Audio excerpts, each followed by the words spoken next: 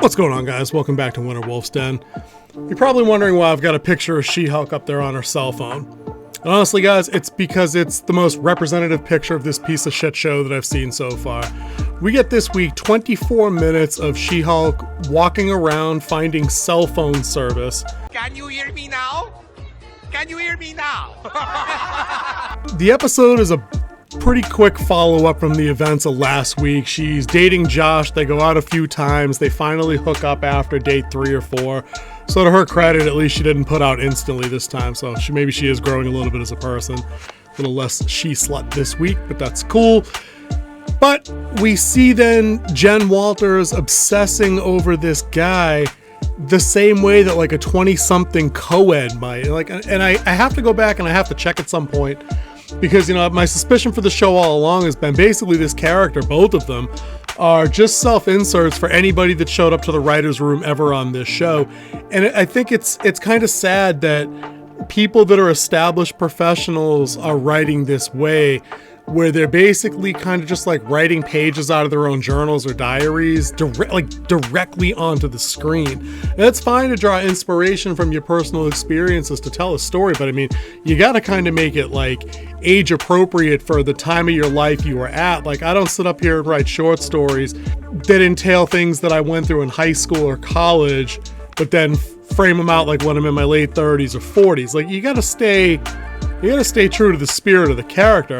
And this isn't She-Hulk or Jen Walters by any stretch. Like, this is supposed to be like a career power player who's, you know, done her time in the DA's office and has fought organized crime. And we get somebody sitting around literally waiting for a guy to text her back for like a solid 10 minutes. And then when he doesn't, spoiler alert, she ends up at Blonsky's retreat as part of the B story. And the show actually devolves into the therapy session that people have been criticizing it for being all along. Like, she actually sits in a group session and has to let it all out. And again, we get yet another episode, another 22-minute run of curdled milk, spoiled meat, and just garbage dumpster fire shit going on that's not interesting at all. Like, there's nothing interesting happening here at all.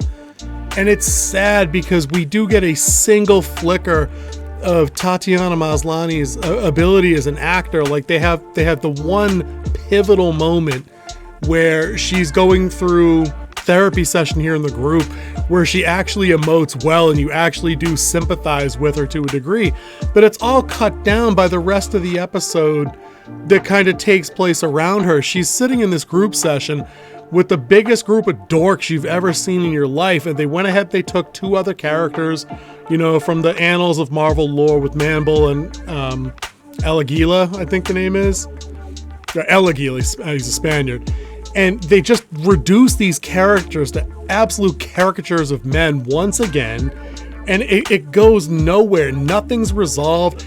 We get a single hint at the end of the episode, you know, because spoiler alert on that also, not that anybody's watching this shit, and the latest numbers bear this out because this show didn't even crack the Nielsen top 10, which is something even Miss Marvel managed to do. But we get at the end of the episode, there's no mid-credits stinger or anything, but we get a 3 days earlier banner, and then it shows what happened the night she spent with Josh, where basically he wakes up in the middle of the night, gets dressed to bail, but he also clones her cell phone, takes a really creepy picture of her sleeping, and then is texting somebody with emojis only, as if any dude in his 30s just texting all emojis to like presumably his boss or his coworkers, with a blood-filled syringe, a beaker, and I don't even remember what the fucking third icon was. It might have been a Hulk icon. I don't care if it was stupid. But like, it's just nobody on this show behaves like real life people. And I'd be okay with that if this show could actually be considered legitimate parody of the genre, but it's written so shittily that I can't. This is just what they think actual people talk like. So I'm getting out early on this one, guys. This show is trash. Daredevil's not in this episode. Kingpin's not in this episode. We bring in other characters and make them look like idiots. You know, at the beginning of the episode, they introduce Blonsky's parole officer, who actually doesn't come across like a jackass. He's just going up because the transmitter, the ankle bracelet that Blonsky's wearing is shorted out. So he calls up Jen to go with him because his office doesn't have the resources to send like a SWAT team up there or whatever. So he asks her to go. She actually doesn't cut him down and treats him like a normal human being. So I had a smidgen of a hope that maybe it would turn around a little bit, but it doesn't. It's more of the same character of just every single character she comes across. And just the most annoying part that happened in the whole thing, and I'm sorry this is a ramble, but I just don't care.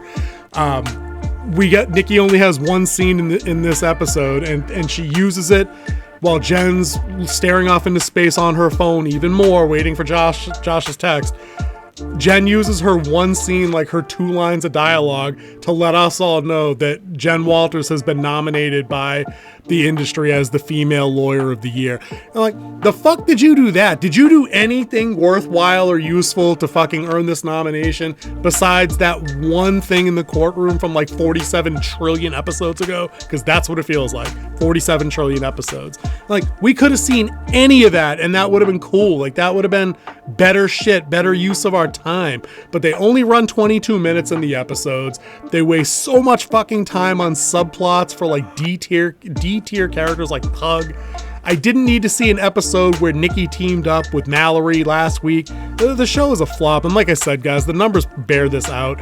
This is garbage, and in light of the recent revelations that the Blade reboot is going through, I wonder if the MCU really is starting to kind of see the writing on the wall, and that whatever formula they thought they had for small screen shit isn't going to work, and now it might in fact be bleeding over into some of the larger projects they have going forward. But that's it for me on this one, guys. I appreciate you checking it out.